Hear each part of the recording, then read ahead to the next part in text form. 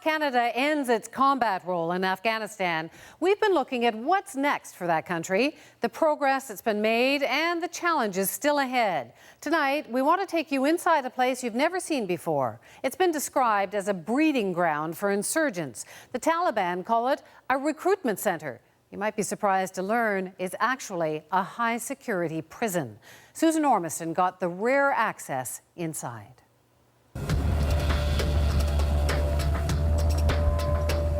Polcharki Prison, on the outskirts of Kabul, at the foot of the Hindu Kush Mountains. 5,000 of the country's worst criminals are here, in a place meant to be impenetrable.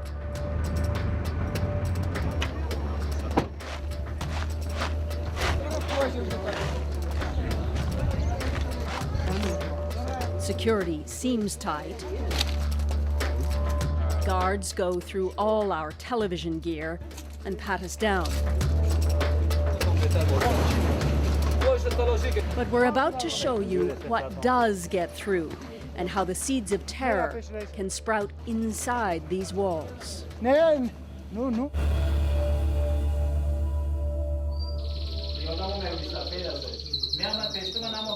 The prison chief, General Abdul Baki Besudi, has a fondness for caged birds and a confession that jailbirds threaten him. Many times we have received phone calls from inside the jail and have been threatened that we're going to be killed by a suicide attack. Polcharki has seen riots and jailbreaks and political executions, fertile ground for stoking the insurgency.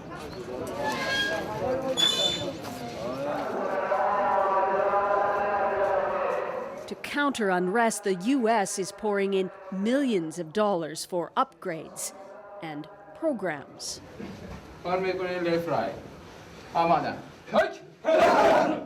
They may be murderers and thieves, but they'll be physically fit, computer literate, and scholars of Islamic studies. Religion only, we're told, not politics.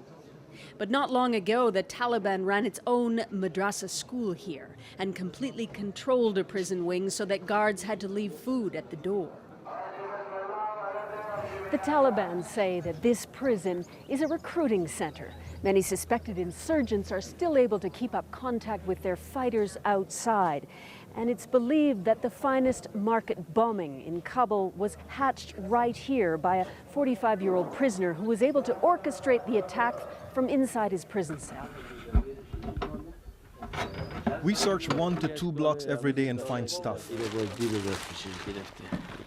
The main problem at the moment is drugs and cell phones. And you found all these in one block yesterday? We have thousands of these telephones, boxes full of this stuff. And specifically the women are bringing them through. Phones get in regularly, hidden in the sole of a shoe or in a potato. Phone batteries. Who would suspect a Quran? That's a lot of money. Drugs in fake bottoms of cooking pots.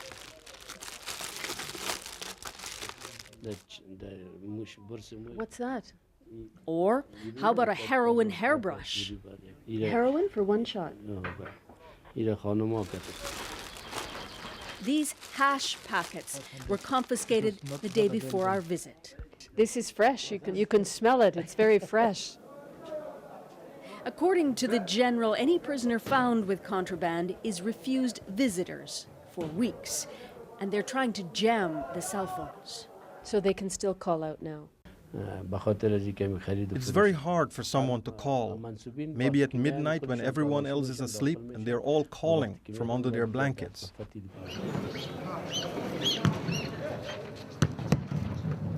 At the political wing, we're allowed only a few feet into a courtyard. Nearly 400 suspected insurgents are kept here, but it's hard to distinguish them from the others. This inmate told us the prison community is like one. Are there lots of Taliban here? There's no difference who's who. We have a simple life.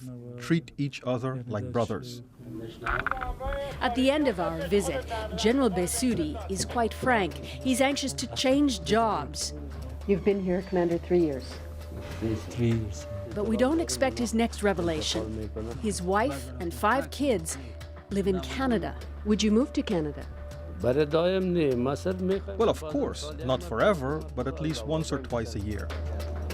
Only he can't get a visa, and he can't explain why.